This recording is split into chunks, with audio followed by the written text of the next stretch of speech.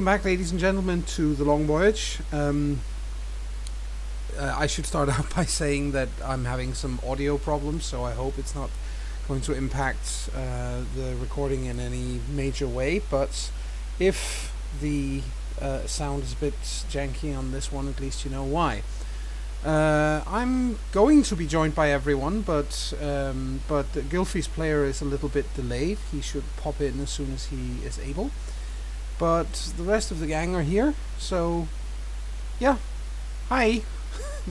Hello. Yo, and hand signs and all that. Yo. Right. Let's have a recap from last time, Chris, as per usual. As per usual, of course. Last time on the Long Voyage, we coped with the terrible affliction of the plague that we'd caught when our group and the captain of the ship found the Phelan plague ship. And by degrees, and over the course of many days and weeks, we all quicker or slower overcame the disease, those of us that actually caught it, and in getting over it became immune to any later if we were ever to encounter it again, we should be somewhat immune to it, which is nice. But there you go. And we'd, anticipating this issue, set sail as quickly as possible to the nearest sort of land we could find, and eventually we did come across some land, a new land. We were taken in by a very strange, very large ship, which I believe was meant to be a kind of ancient precursor to like a bireme or trireme. Yeah, it should probably be said it was actually pretty much the same size as yours. Yeah. It wasn't any larger than your own ship. It was just it was kind of it clearly wouldn't have been very successful for ocean going voyages, because the rowers were really in danger of getting washed overboard by the first wave that hit them. I mean, you could just tie them to the ship. Yeah. But I mean, they're slaves wearing. Why would you care about them that much? Anyway, they took us to their city, which did we get the name of it last time? Yes, Tethman. Tethman, which is a city along the Lion coast.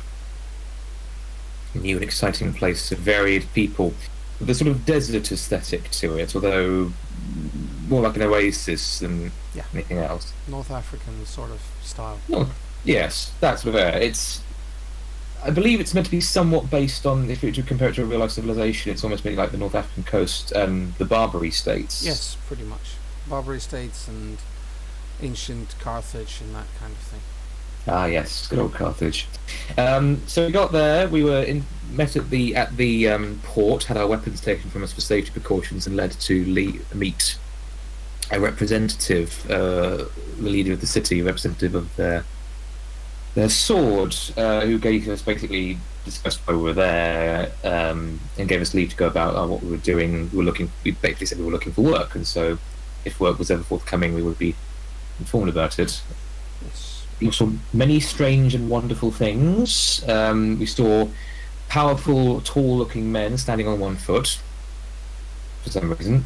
We saw a gorilla. We didn't know what the hell it was, because obviously we'd never seen one before. Yes. And many glorious things besides.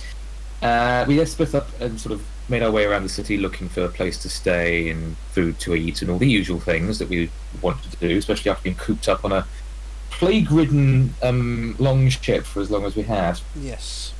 And Gylfie had the rather unique stroke of luck to come across another Southlander, one not of our crew, one who had been in the city, I think, for about, 2 years? Yeah, thereabouts. Who was absolutely thrilled to finally see another Southlander after so long, because they'd been stranded there after their ship got wrecked. And it was him and two other people, 2 women, the only survivors of the crew, who he then led Gylfie to meet. Speaking of Gylfie, I believe that's his player right now. Yay! And among these 2 women was someone we weren't expecting to see. It turns out that the girl from our flashback session, Rana, who we thought had successfully committed suicide and hung herself, had in fact been saved by the old man we'd encountered, who had lied through his teeth to us and taken her in as a protege. Although in the end she ends up joining the Battle Maidens and on this crew and wound up here. But it led to, eventually the rest of us were then led to them as well, and it led to some very emotional and awkward and difficult reunions between our player characters and Rana. Yes. Because, you know, that's the, I mean, some of us sort of dealt with it with shock. Ilva's reaction to it was basically to storm off and feel like somehow by not dying Rana had betrayed her. Not quite sure how that works. But Gilfrey also ran off to try and stop her and engaged in many hijinks out of breath. And for all the world, I know this isn't how he played it, but I swear he sounded like he was drunk while doing it, just because he was out of breath. But no, the point is they're off, and she's sort of... So Ilva's sort of trying to process everything. Gilfrey is trying to get her to come to terms with it and get her to come back and, you know, actually try and talk to Rana. And Frothy and Sindri were with her, reminiscing about what had happened, about all that has been going on, getting tearful and shocked. And when we left off, they were basically going into the tale of how they and their crew under Orma had come to have their journey. Yes. I think that's pretty much it. Mm-hmm. So, well, we rejoin you guys in town, and I think we shall start by going to Gilfy and to Ilva. I can see Ilva. You haven't actually logged in according to this on Roll20, but Can we wait a little with that? yeah, sure we can. Then we go to the others. Okay. So you're still sitting in the house with the three Southlanders. Yes, have we gotten their story yet? As in full? Well, only that they were a part of a specific war band, the Red Crows, and they had made it. They were the entire war band basically was on a raid, but they were divided by a very fierce storm that flung their ship away from the rest of the fleet. And by the time the storm abated, the ship was barely seaworthy. It was taking in water. It was, they had to bail round the clock to even stay afloat. And they were they simply tried to get to the nearest coastline, hoping that they would hit land before they sank. And they had lost a number of their crew, obviously, during the storm, so not that many of them actually made it to shore. Only 13 of them made it to shore. And out of those, only 3 are still alive. Right, they'd taken odd jobs and stuff like that, right? Yeah, exactly. They'd taken jobs as, muscle, basically. yes. What is it? If you remember, Frothy, when we left off last time, they basically asked us to tell them our story because we hadn't got around to that yet. Had we not? No, I mean, Sindri's last words before we closed off last session were the first words, the first words of the GM's blurb for the game, saying treachery and deceit had won the day. Ah, well, in that case, I shall let you continue. Fair enough. There had been a plan to unite the Phalans and Orma's. What was Orma's family's name again? What were they called? The Jarls of Svartalfen. The Jarls of Svartalfen, through a marriage, and there was celebration. But Orma's father, Orma being our captain, had sent him out to sea with us in his ship, the Fagerfair, to learn what it was to be a captain, to have a first experience of that before he was to marry and enter into a different stage of his life. And we were sent to got to crew the ship and to watch over him, and all seemed quite well. And then as we were returning to Curebor, we saw that it was on fire. And no matter how hard we rowed, no matter how much we tried to get to it, the wind worked against us. I think Frodeleicher was used. And so it was clear that we were betrayed. And that the Phalanx had cast aside all sense, all honour, just for a chance at revenge. We still don't know what motivated such madness, but there you are. I mean, there's a suspicion. That's dishonorable on so many levels. The other woman, Saldis, says that that's dishonorable on so many levels. I don't even know where to start. It does get worse, and actually there is one thing I can think of that would explain why they might be so quick to betray us after setting up such an agreement. We found that they had abandoned their duty to the Raven Lady and gone over to join with an enemy sword. To the That's not going to... Strife. Yes. That's not going to go down well. They're going to pay the ultimate price for that eventually. I certainly hope so. Well, we've certainly done our fair share of getting to them to that stage. Eventually, when the morning came and the fires had gone out and most of the Phalans had left, we managed to land and scour the remains. They'd left some mercenaries to watch over and deal with us, I imagine, but they were no match for us, and we slaughtered them, as was fair. We strung up one of them as a warning. Very painful warning. Sounds fair. And then Warmer decided that that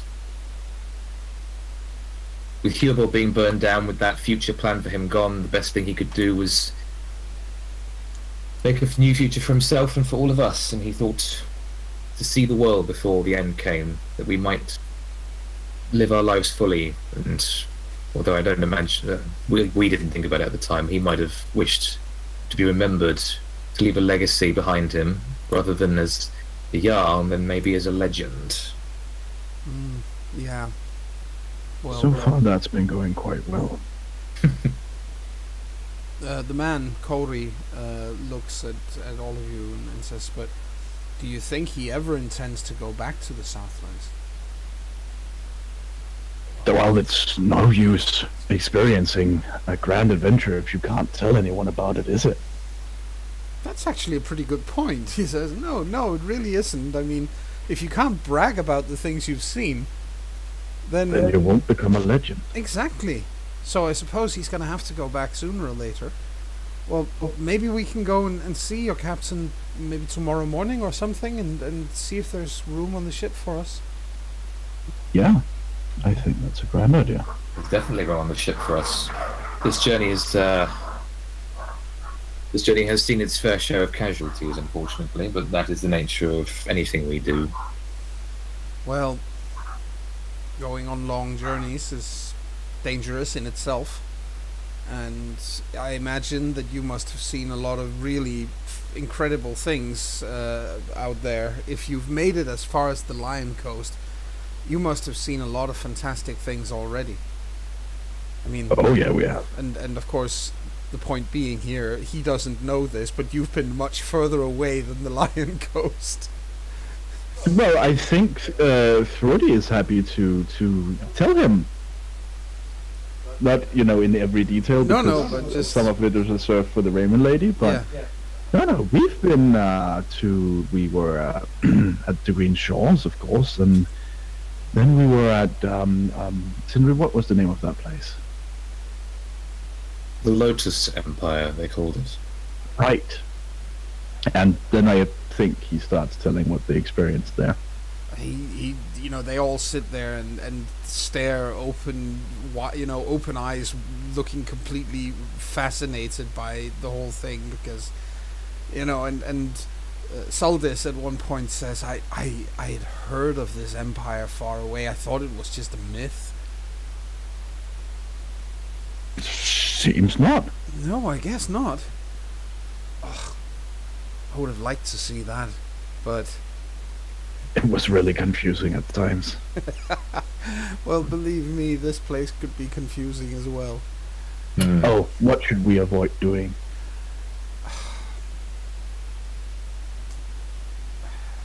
That's actually a good question. I would say don't resort to violence first. People here don't forgive. If you wrong them, they will want to get even, and they are capable warriors. They have excellent archers. That's all worse than the ones in the Green Shores. From what I've seen, they have both more of them and better bows. They can fire them from horseback. Oh, that sounds like something for you, Sindri. I've learned about the archery of the Lotus Empire. I've learned about the archery here. I'll be a master by the time I get home. They use on horseback. They use much shorter bows. Well, you'd have to, I imagine, try to move a big bow across a horse. Well, aren't you higher up when you're on a horse? Well, yes, but the bow would kind of get in, contact with the horse itself if it's a longbow. Oh, I hadn't thought of that. So they're really good at that. They are very good with spears. They use very tightly packed formations of men with spears, and they're very brave. They're incredibly brave warriors. I mean, they're not as large as we are for the most part. Obviously, they're, with the exception of there's one tribe from way inland who are incredibly tall, but they're still not as brawny as we are. I think I saw one of that number. He looked a formidable hunter. They have skin like midnight. They are a remarkable people here. Yes, I was saying when we saw him, I'm envious of skin like that. It would be perfect to blend into dark environments, although maybe not back home. Maybe not back home. No.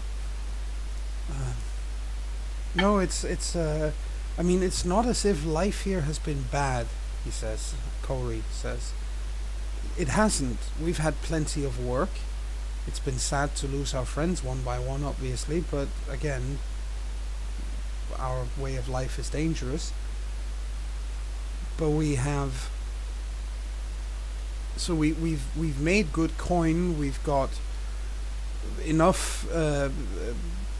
we've this house belongs to us. It's not, and obviously for the benefit of out of character, this is a stone built house, so it's it's pretty fancy. It's in 2 stories as well. Oh. And he's like, this is our place. It belongs to us, and we command a good price when people need muscle, but at the same time, all of us just miss home. Kind of want to go back. I haven't. He says, I know it's silly, but I would kill someone for a bloodberry by now. That's been a while. I mean, that's not something we could preserve, as we don't have any of that with us. Exactly. I certainly hope you don't have to resort to killing someone to get it. Oh no, I don't. And I mean, they have they have such different food here, and much of it is really good. But you still long for your own fare as well. Can't be helped. Yes. Indeed. It is just good to see people from back home. It is such a relief. I think it's quite nice to see, Rana in particular, but all of you as well. It's, it's not like we're missing people from back home on the crew, but new faces from back home. That's certainly a new experience. Plus, of course, the fact Please. I'm saying this is plus, of course, the fact that we don't yet feel as acutely as you do that longing for home. Mostly, I suppose, heightened by the fact that we do have the option to return home. We have the means to do so. You've not been so lucky. No. That's the thing. Their ships here are very good for inshore use. You know, close to the coast. They're pretty good, but they're still not as good as ours. They have a lot of them though. The sword here has captured a large fleet when he killed an enemy some years back, and most of the ships in that fleet are like the ones in the harbor here, so not ocean going, but very good fighting platforms. I've worked on one of them. They're pretty good. You're up high. That will certainly give you an advantage. Yes, it does. And smart of him to keep the fleet, especially if he didn't have that big a fleet beforehand. He didn't. He had no fleet whatsoever. He attacked overland. He's a deeply honourable man. The people here love him, and for good reason. He doesn't allow slavery. So he's not just disapproving like Gungarigo. No. He doesn't allow it. He's set free every slave he's come across. Well, I suppose with how many people I seem to find here, it's easier to abolish that kind of thing. It is. It's also changed my opinion on slavery, I have to say, because, you know, back home my family used to own thralls. If I manage to get back home and I have a chance to do so, I'm certainly going to set them free. Not that it's going to help them much. They're far away from home, obviously. Yeah, well, if you set them free, you should probably also provide them with the means to survive. Oh, I most definitely will. No question of that. I have enough money to do so. I suppose you would hire them. For example. That way. Although I would not be surprised if they wouldn't want to work for my family anymore.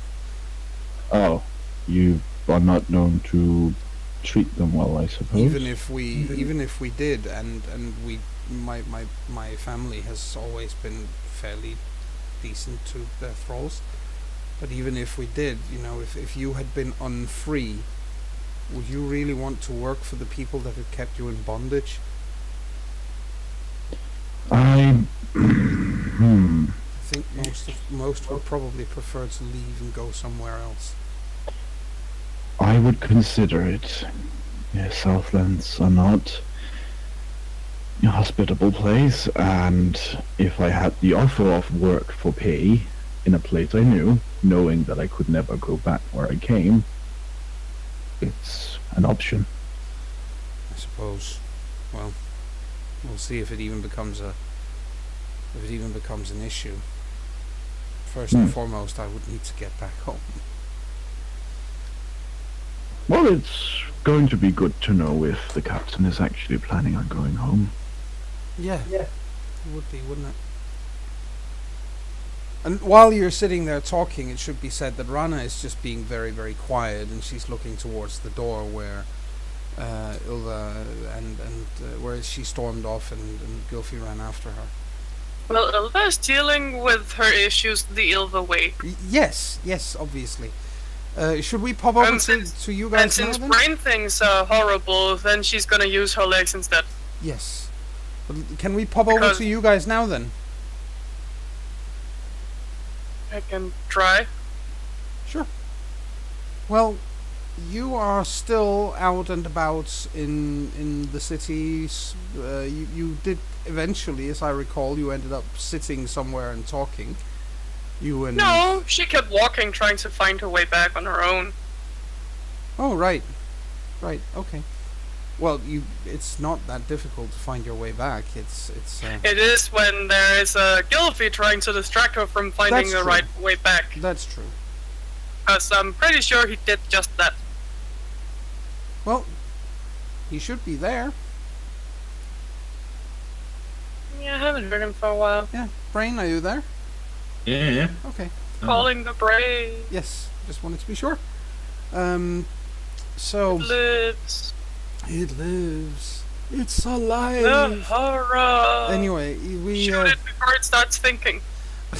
Ew. Ew, indeed. We, well, even with distractions, you're gonna find your way back eventually. The city is large, but, you know, it's not like you're walking through a city of 1 million people. So, you're gonna find your way back down towards the harbor front eventually. Haha! I recognize this place. Or do you? She stops for a moment, now pondering if she actually recognizes this place. She does. There are some warehouses here that you're certain were close to where the ship is moored.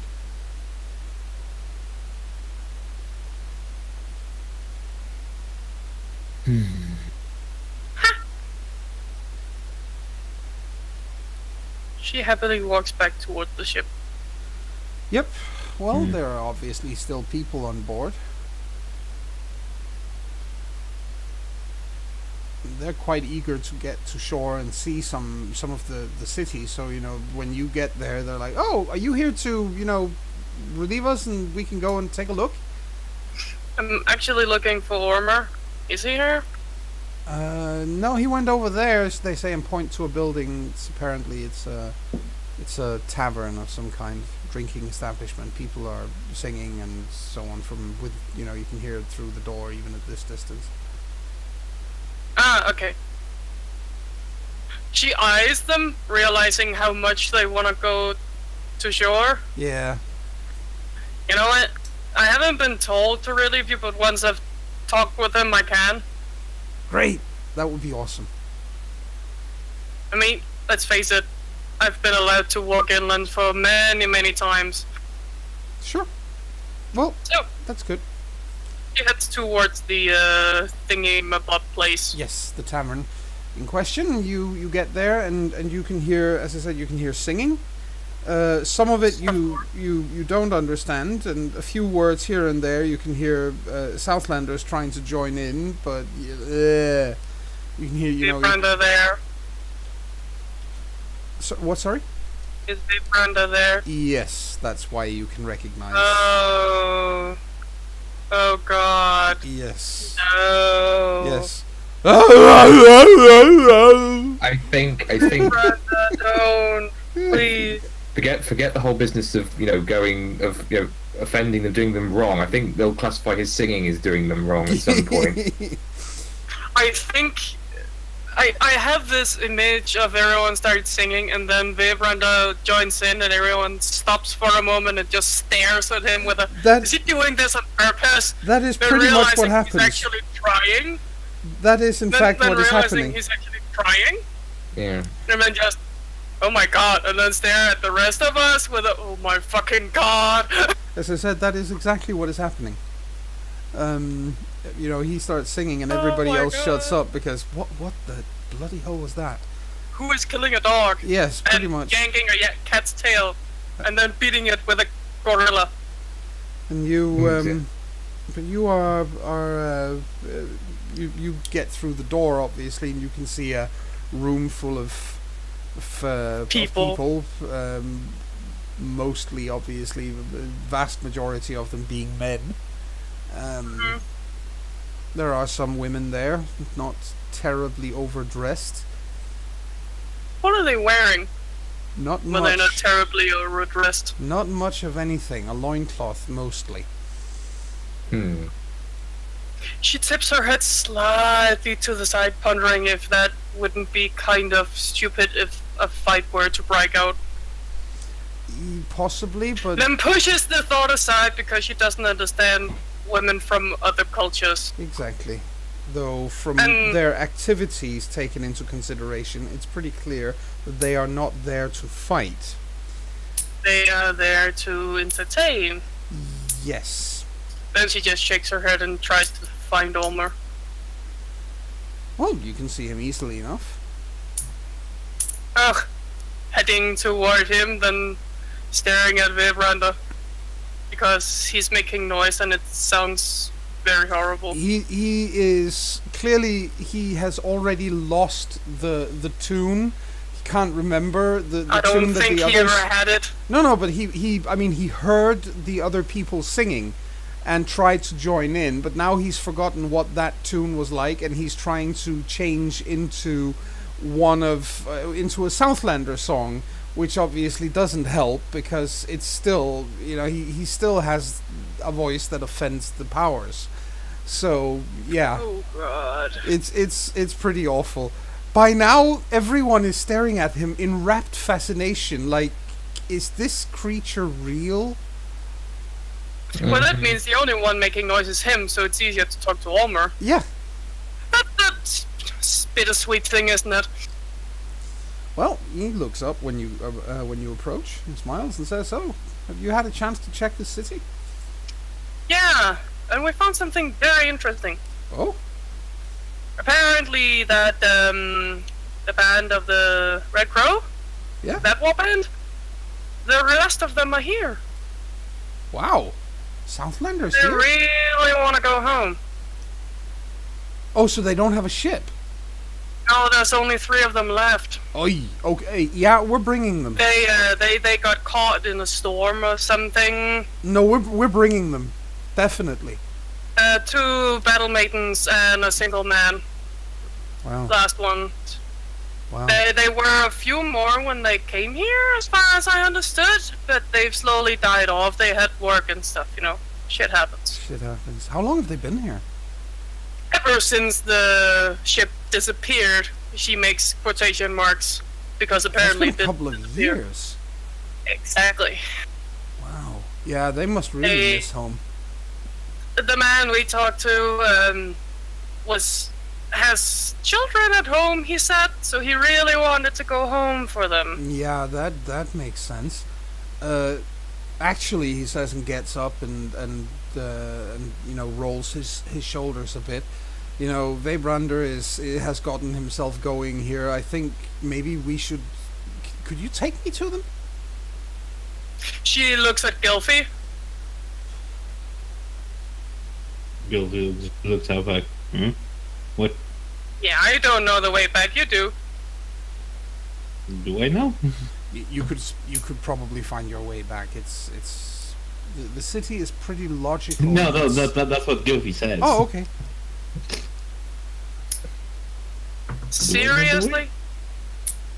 Fine, I'll try to find it. I can probably find it from here anyway. She huffs and walks past Gilfy. La la la la la la. Hurry up, my ears are going to explode. And then she eyes Omer. That's why you want to leave, isn't it? Because Yes. Verbranda started singing. Yes. I understand you. Gilfy's like, I don't know, I think he's getting better.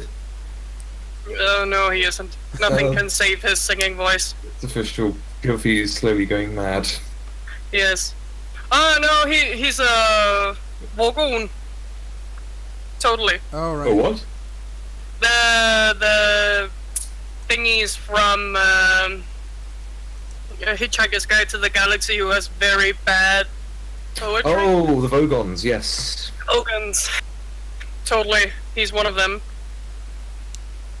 At any rate, she starts showing him back to the house. Yes. Well, not a problem. You get through the city without too much hassle. Again, you see a lot of hugely fascinating things and people on the way. There's a lot of. I mean, the night is extremely dark. It's pitch black, but the city is. You can see. Maybe that's why their skin is so dark. But you compared to the Southlands, where all winter evenings are very light because of the snow. Mm-hmm. But I mean, it's a moonless night to begin with, which obviously helps. But it's pitch black. You can see all the stars really clearly, but the night sky is just tar. However, the city is really well lit. There's a lot of light from the various houses, and people carrying torches in the streets, and you realize as you move on further on, there's actually a place, a part of the city that you haven't been to, but you can see it from a distance, where they have street lighting. What? Oil lamps that keep the street lit. It's the street. What? It's the street leading up to the palace. Ah. Those wasteful little shits. Is that really necessary? There's a technical term for the main street going up to a palace, isn't there? Yeah. Avenue, something like that.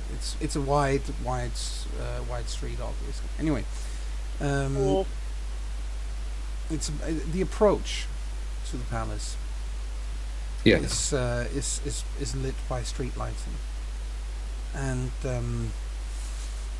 you can see there's still entertainment in the streets, jugglers and dancers and so on. You can see people dressed in pretty uniform sorts of clothing, very colorful robes, but they are wrapped around them.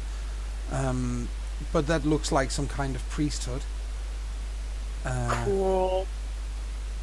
So yeah, you get to see some more interesting sights, and Ormer is massively fascinated. He's just been down at the harbor all day, seeing lots of strange things down there probably, but this is something. He's like, this place is, wow. Imagine when we get back to Vananes and what we see there. It's gonna seem so small. Yep. I always thought the Southlands were huge and mighty and, well, they're large, but we don't have that many people there. Nope.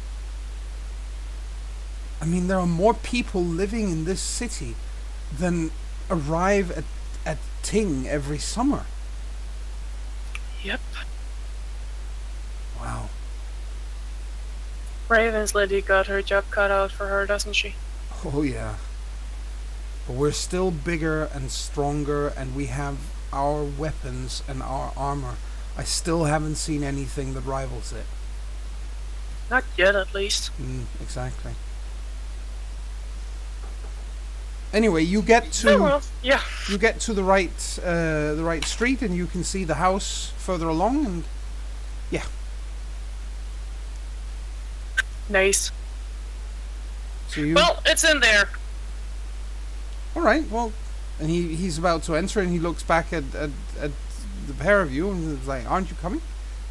I promised I'd relieve one of the ship crew. They looked like they were about to spill over the side. Oh, right. Okay, that's fair then. And thanks for doing that. Of course. He smiles. He turns onto heels and starts walking back. Yeah. What about you, Gylfi? Are you coming, or are you going with Ilva?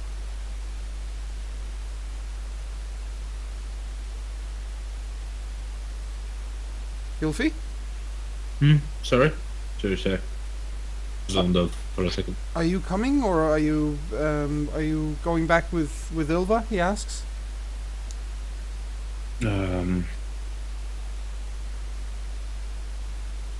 He just looks at Ilva being like,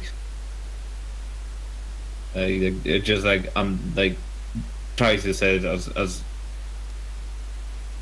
Ilva can hear it. Like, is there any point of me coming with you? With me? Mm-hmm. Do there need to be a point? If you don't want to come, don't. Not about what I want here. You know what I mean. I'll talk to her later, okay? Promise? Sure, I promise. I won't even bring my hammer. Yeah, okay. Of Just course, because I'm Ormer, not allowed. Ormer listens to this and looks confused. But One of the battle maidens in there is Rana. wait, Rana, who? The one who died 6 years ago. What, from Hjöborg? Yes. The one who supposedly died in the landslide. She didn't die, she survived it. Wow, that's I something. didn't know. Well, I guess nobody did. Nope. That's. Oh wow. Okay. Right. I better go in there. He heads inside. She starts heading back. Gilby just stands in there for a second, just like, alone in the night. And he just strolls into like some like well lit street, like with some like taverns and shit and Right. and stuff. Okay. So he goes to find some entertainment on his own. Yeah.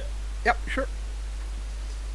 And well, the rest of you back at the house, Ormer suddenly arrives. Oh! Well, there you are. Well, we were just talking about you. He comes in and nods to the other three Southlanders and says, "Well, I was told of your presence. Well met. I'm Ormer, captain of the Fagerferd. I understand that you are looking for a way home." And at this point, Corey stands up, of course, and nods his head respectfully and says, "Well, yes, if it's at all possible. We've been here for several years without a means of getting home, and well, we all miss the Southlands." And Ormer nods and says, "Well, we have room on board, so if we have lost friends of our own, so there's certainly room for more rowers, and you will be very welcome. But you should know that we are just the one ship. We have no home to go back to as such, and I just want to make sure that you know all this up front." And Saldis nods and says, we were told the story of what happened to Hjöborg. It's a travesty. I will definitely be more than happy to sail back with you, and my sword arm and my sword is yours for as long as you need it on the way. When we get back, then I should see if there's anything left of the Red Crows, but we'll see. And Ormer just nods and says, "Well, that's perfectly fine with me. You're under no obligation to join my crew permanently if you don't want to. I don't expect anything like that. I mean, this is about helping fellow Southlanders." Good grief, you've been here for 2 years? And of course they all nod and go, "Well, yes." And I'm told that one of you, who of you, he says, and looks, and then he stops himself and looks at Rana because her hair kind of gives it away. And he's like, "We all thought you were dead. Everyone, I remember what happened. I mean, everybody heard the story. I was just, well, I wasn't very old when it happened, obviously. What's And he says, Yes. No. I think Three clears his throat and looks at Rana and says, "Yes, they were all quite sad that you died in that landslide." She nods and says, "Well, yes. Well, obviously, I didn't. Or I wouldn't be sitting here. But I was taken to safety by someone, and I stayed there for several years until I joined the Battle Maidens. It's in Blue Ice Sound." And Ormer raises an eyebrow and says, "That's far from Hjorborg. That's a long way from Svartalfen. But why not? I mean, I'm just relieved to see that just another person from back home." Several people from back home, obviously, but you in particular, you're from Hjorborg. So yes, I mean, absolutely, you're welcome on board. Well, can I sit? And they're like, "Oh yes, of course." And they bring him something to eat and something to drink, and just, you know, basically the rest of the evening passes very nicely with, you know, stories and small talk and getting to know each other and so on and so forth. Thordy will ask how he found out that they were here. Yeah, he explains that Gylfi and Ilva came and explained. But none of them felt like coming in. Ilva had promised the men who were still on the ship that she would relieve them so they could go and have some fun. How generous of her. Well, Always. Has nothing to do with her not wanting to face Rana. Not at all. nothing whatsoever. Yeah, Thordy doesn't really hide his sarcasm. And Gylfi just seemed to want to see some more of the city. Yeah, I bet he does. Yeah, some more of the city and how welcoming it can be, I guess. That seems to be his thing. Trying out the local cuisine. Oh, he's a popular guy with the ladies. Yes, surprisingly, considering how scrawny he is. Thordy says and smiles. It must be those big eyes of his. Of course. Yes. I mean, let's face it. If you're looking at the lot of us from the ship, and you have Veibrander and Black Svidi, and Orn, for example, and then you have Gylfi standing next to them, he's going to look like he is going to be the image of male of male good looks. I mean, I'd say you compare Gylfi sitting there, you think that he was someone we'd captured. You would. Yeah. Well, he says, and as I said, you basically you get to pass the time with just some you know, small talk and Yes. otherwise getting to know each other and so on. But I do want to pop over to where Gylfi is, because you wanted to go and find some tavern or something, you said. Yeah, he's probably going on some kind of pub crawl. Well, that's not too difficult. Plenty of drinking establishments around here. Their beer is quite different from what you're used to, but it kicks hard enough. So you can get properly sloshed by going from one place to the next and having a drink in every place. And yes, you are in fact, I won't say accosted, but you certainly attract a lot of attention from young women and because you are very, very different, and so yeah, nobody obviously is able to really communicate with you because nobody speaks Southlanders. So I'm sure he can Gilfy- find someone to teach him. Yeah, Gilfy is decent enough at like gesturing. Yes. Yes, just excellent the idea. Yes, of course, just him standing in front of a woman, thrusting his hips enthusiastically. Like Doing the all-known O with one hand and a pointing index finger through with the other.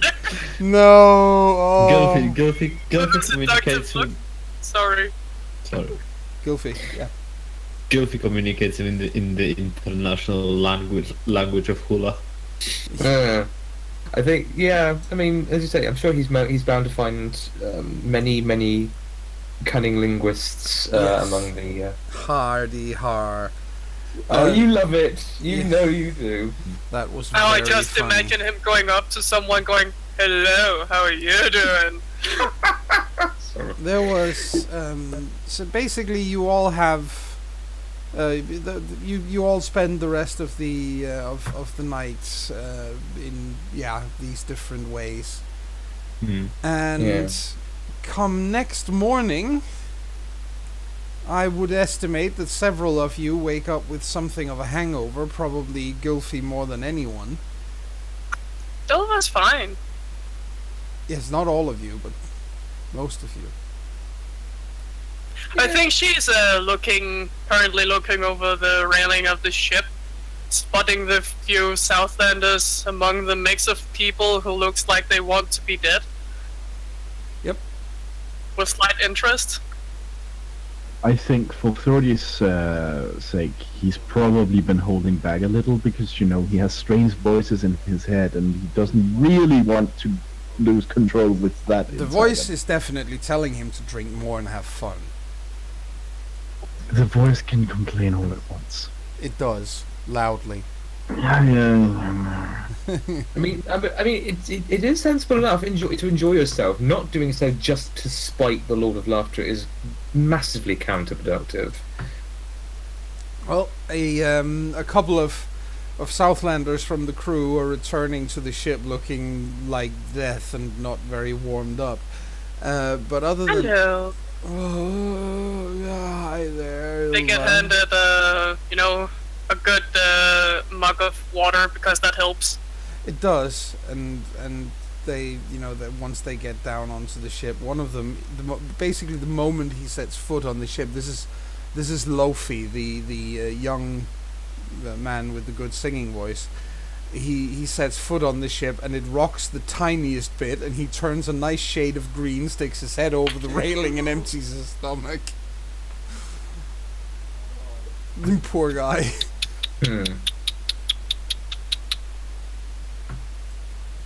Must be. It's a hard life being a Southlander.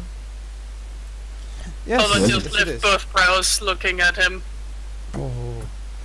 There's something wrong with their beer. Why? Because it hurts in my head. Well, so does ours if you drink too much of it. Yeah, but I can drink more of ours before I get this way. Well, maybe theirs is just stronger. That's not fair. Ella just smiles and starts talking in a tiny louder voice Oh, to the others. So how are you guys doing? We're doing okay, I think. Thanks for the water, though. That does help. Yeah, that's what Gilfy usually gives me when I drink too much. It actually works. Gilfy actually does your like he has callback back to early second episode, I think. Yeah. The hangover tea. Yes. The what are they called? The crewmen here, the Southlanders they're in pretty bad shape and in dire need of some sleep. So they all go and find their sleeping skins. But before they go to sleep, they do at least that you can raise like a tent over one end of the ship. To give some privacy, and then that's what they do, and then they crash in and sleep very soundly indeed. That's Well, at least they won't be quiet on the ship anymore, she says through a lot of snoring. well, as you say that, Steingrimmer and his sister return to they return to the ship. So it's Steingrimmer and Jangather. They get there, and they don't look like they're hungover or anything. Hello. Hi. Need water? No, it's fine. Okay. Just ate food here. Yeah, I don't think those guys will. She makes a gesture toward the tent they've raised No, and the probably enormous not. snoring that came from there. Probably not. At least not for a while. The food here is Nope. good though. Yeah, it is. It really is. So, what about you? Have you been out seeing? So, have you been sightseeing at least some of the city? We have. At least some of it. Found a fighting ring. Oh, Yeah. That was pretty fun. really? That was pretty fun. What kind of fighting they do? Well, they had a contest, so I entered. Yeah? Jan Gather says. Had she been a dog, she would be standing at the railing with a tail wagging wildly. Yeah. No, I just raised my hand and made it clear to them that I wanted to fight. I mean, I couldn't understand a word they said, and they couldn't understand a word I said, but they did put me up against these two brawny kind of guys. It was kind of fun. They didn't back down? No. That's the first place we came to that doesn't care you're a woman and you want to fight. No, they just laid, they gave it their best shot, which wasn't good enough, but they tried. I did get a couple of scrapes, but nothing bad, nothing serious. Who cares? It's a fight. Yeah, it was. I remember the Lotus Empire when we went to Kepha. They did have some kind of ring there too, but if anyone fought me, they'd be thrown in jail for fighting a woman. Yeah. No, here that wasn't a problem at all. It was. I mean, some of the fights were to the death. Mine wasn't. I didn't really know that beforehand, but they stopped the fight when I'd beaten them. Fine. Oh, Doesn't matter. It's fine. You don't have to kill people in a fighting ring for it to be a good fight, I think. no, but it would be nice to know if you go in to murder someone or if you just, gotta fight them till they lay down. Well, the way I do it is I just keep fighting until somebody makes it clear that I should stop. Same. So yeah, I won some coin. That's always good. Nice. She takes out a purse, opens it, lets you have a look. There's probably 100 silver pieces in there. Not bad. Nope, that's a lot of money. No, it's just She for one smiles and nods, not really thinking about the amount of coins she has in her bag somewhere. Of course not.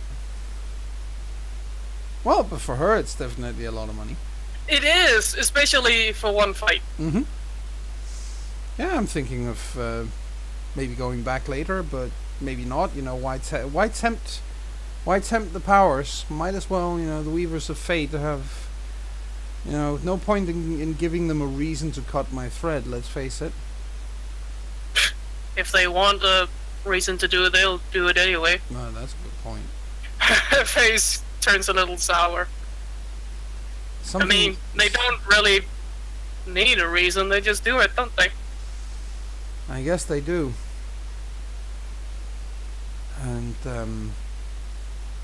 so did you get to see something? No, have you experienced anything? And we went to a place to eat, and then Southlander came running in, totally happy to see at the Southlanders. Wait, what? Not one of ours? No, the Red Crow warband that disappeared. Oh. The rest of them are here. Wow. There's only 3 survivors. Oh wow, that's... They got shipwrecked in a storm and got themselves to land, but you've seen their boats, they can't really go across no, exactly. ocean. So they've been caught here since they shipwrecked.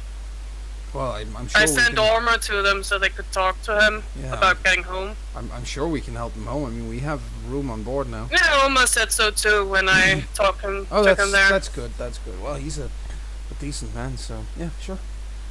God, yes. And... Wouldn't have brought him there if it wasn't. Exactly. And I think, before we continue, I think we should actually take a break right around here, because, you know... That's a good point. So let's take our first break, and we will be back with more The Long Voyage when we have had a chance to restock our drinks or whatnot.